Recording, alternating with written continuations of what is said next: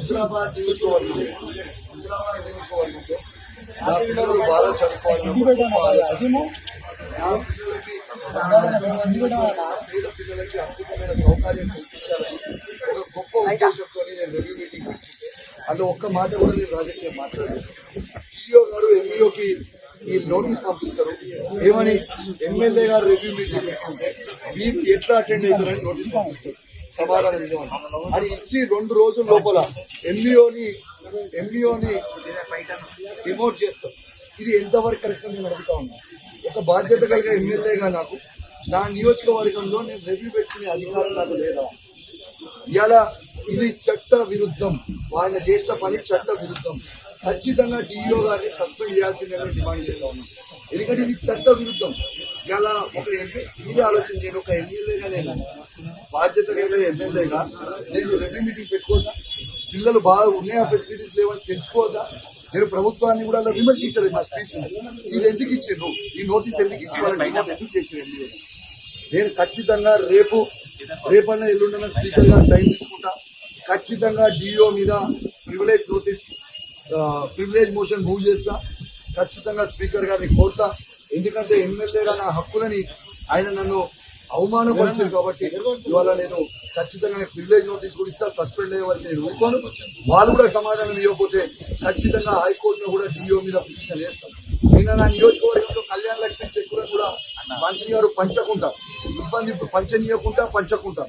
ఇబ్బంది పెడితే నా మీద కోపం ఉంటే నా మీద తీర్చుకోండి, నా లబ్ధిదారుల మీద, నా పేద ప్రజల మీద తీర్చుకోకండి అని చెప్పి నేను హైకోర్టు పోతే హైకోర్టు మొట్టకాయలు వేసి ఖచ్చితంగా జియోని ఫాలో అవ్వాలని నిన్న హైకోర్టు కూడా జియోని తీసుకున్న కళ్యాణ లక్ష్మి చెక్కులు కూడా పంచిన. నేను ఒకటే చెప్తున్నా, ఈ సమాధానం చెప్పలేని పరిస్థితిలో వాళ్ళు ఉంటే ఈ సమావేశాలు ఈ రాజ్యాంగం ఎందుకు, మరి ఎంపీలు ఎందుకు, ఎమ్మెల్యేలు ఎందుకు, మంత్రులు ఎందుకు, ముఖ్యమంత్రి ఎందుకు?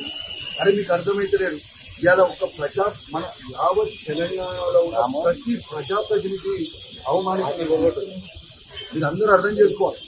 ఇవాళ ఆ మీటింగ్ లో నేను ఒక్కనే లేదు. నేను డిప్యూటీ చైర్మన్ గారు, ఎంపీపీలు, కౌన్సిలర్లు, మున్సిపల్ చైర్మన్లు అందరు కూడా ఉన్నారు. అంటే ఇంతమంది ప్రజాప్రతినిధులు మీరు అవమానించారు. దేనికోసం అవమానిస్తున్నారు? దీనికి జవాబు చెప్పాలి ప్రభుత్వం. దీనికి ఖచ్చితంగా డిఈఓని సస్పెండ్ చేసే వారికి నేను ఊపుకునే ప్రసక్తే లేదని చెప్పి సందర్భంగా తెలియజేస్తూ సెలవు తీసుకుంటాను. జై తెలంగాణ, జై కేసీఆర్. ఇప్పుడు కలెక్టర్ గారు ఏమన్నారు, మీ ముంగట్టున్నారు. దీని మీద ఏంటి మీ సమాధానం చెప్పమని అడిగినా. దీని మీద నాకు సమాధానం కలెక్టర్ గారు చెప్పకపోతే మా గౌరవనీయులు, మా వర్కింగ్ ప్రెసిడెంట్ కేటీఆర్ గారు కూడా మాట్లాడింది కలెక్టర్ గారు. ఇది చాలా తప్పు, దీన్ని మేము ప్రివిలేజ్ మోషన్ తీసుకుంటాం, మీరు యాక్షన్ తీసుకోకపోతే. దాదాపు 5 రోజులైంది కలెక్టర్ గారికి కూడా స్పందన లేకపోతే. ఇలా ఈ జెడ్పీ మీటింగ్ లో నేను కలెక్టర్ గారిని స్వయంగా మీ అందరి సాక్షిగా నేను అడిగితే ఆమె వెళ్ళిపోతుంటే ఆమెకు అడ్డంగా ధర్నా కూర్చున్నప్పుడు జవాబు చెప్పమని చెప్పి పక్కడి నుంచి నడుచుకుంటూ వెళ్ళిపోయింది, జవాబు చెప్పలేదు. నేను కలెక్టర్ గారిని అడుగుతాను, దయచేసి మీరు ఇక్కడున్న ప్రజాప్రతినిధులు, మంత్రులకి, గవర్నమెంట్ కి, ప్రభుత్వానికి మీరు దయచేసి లొంగొద్దు, న్యాయం చేయండి. You are an efficient officer, we have all respect on you. మేము దయచేసి మీకు కోరుతున్నా, మీరు వెంటనే యాక్షన్ తీసుకోవాలని మీకు కూడా కోరుతా ఉన్నానని చెప్పి సందర్భంగా తెలియజేస్తాను.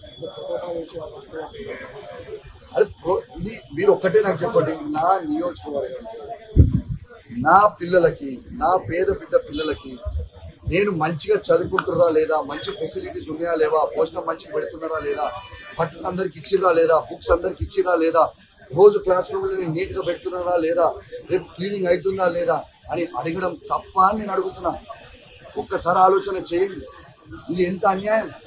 దాని తర్వాత అది పెట్టిన తర్వాత ఈ నోటీస్ పంపడం అనేది ఎంత అన్యాయం, ఇలా ఎంత సిగ్గు చేయాలంటే. జిల్లాల మంత్రి గారు రివ్యూ మీటింగ్ పెట్టి ఎడ్యుకేషన్ ఎట్లయితుంది అనేది తెలుసుకోవాల్సింది పోయి అసలైన తొలి వెలుగు. ఫాలో వాట్సాప్ @తొలి వెలుగు official.